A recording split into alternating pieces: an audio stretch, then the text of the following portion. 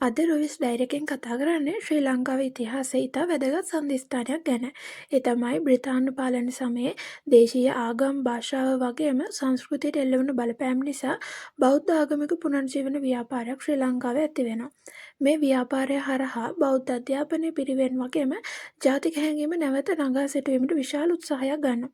එහෙනම් අපි අද බලමු බෞද්ධ ආගමික පුනර්ජීවන ව්‍යාපාරය ආරම්භ වුණ ආකාරය හා මේ සඳහා දායක වුණ පුද්ගලයන් කවුද කියලා. මුලින්ම අපි ආගමික හා සංස්කෘතික පුනර්ජීවනය ගැන කෙටියෙන් පැහැදිලි කරගමු. ඒ අනුව බ්‍රිතාන්‍ය පාලන සමයේ අධ්‍යාපනය පවත්වාගෙන ගියේ මිෂනාරි පාසල් වලින්.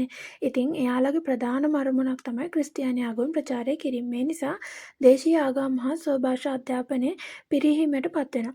මේ අනුව මිෂනාරි පාසල් වලට රජයේ සහාය ලැබුණා වගේම තමයි ස්වභාෂා පාසල් වලට එවැනි සහායක් ලැබෙන්නේ නැහැ. ඉතින් මේ තත්ත්වය නිසා සිංහල, දෙමළ සහ මුස්ලිම් ජනතාව තමන්ගේ ආගම් හා සංස්කෘතික වටිනාකම් ආරක්ෂා කර ගැනීමටත් නැවත නගා සිටුවීමටත් 1860 වගේ වෙනකොට විවිධ පුනර්ජීවන ව්‍යාපාර ආරම්භ කරනවා. මේ අනුව 19 වන සියවස අවසානයේ වන විට ශ්‍රී ලංකාවේ බෞද්ධ ආගම නැවත ප්‍රබෝධමත් කිරීම සඳහා භික්ෂුන් වහන්සේලා කිහිප නමක්ම විශේෂ සේවයක් කරලා තියෙනවා.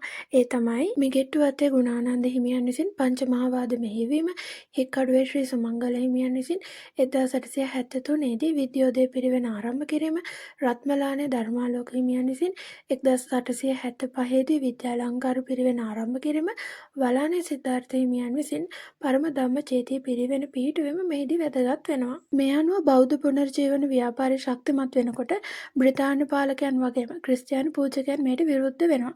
මේ නිසා බුදුදහම පිළිබඳ සත්‍ය පැහැදිලි කිරීමට භික්ෂුන් වහන්සේලා විවිධ වාද විවාද පවත්වනවා.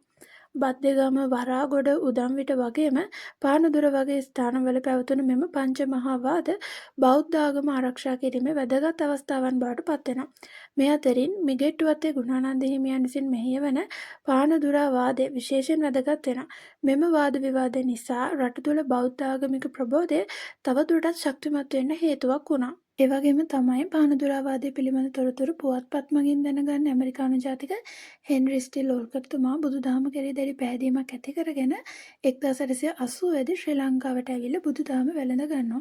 මෙතුමා ශ්‍රී ලංකාවේ බෞද්ධ අධ්‍යාපනය සංවිධානාත්මකව දියුණු කරන විශාල සේවයක් කරා වගේම තමයි එතුමා පරම විඥානාර්ථ සමාගම පිහිටුවලා බෞද්ධ පාසල් ආරම්භ කිරීමට වගේම බෞද්ධ ජනතාව එකමුතු කරන්න කටයුතු කරනවා. මේ නිසා බෞද්ධ අධ්‍යාපනය වගේම ජාතික හැඟීම තවදුරටත් ශක්තිමත් වෙන්න හේතුවක් වෙනවා. ඊළඟට අපි බලමු හෙන්රි ස්ටිල් ඕල්කර්තුමාගේ සේවාවන් ගැන. මෙතුමා බෞද්ධ අධ්‍යාපනය දියුණු කිරීමට විශාල සේවයක් සිද්ධ කරනවා.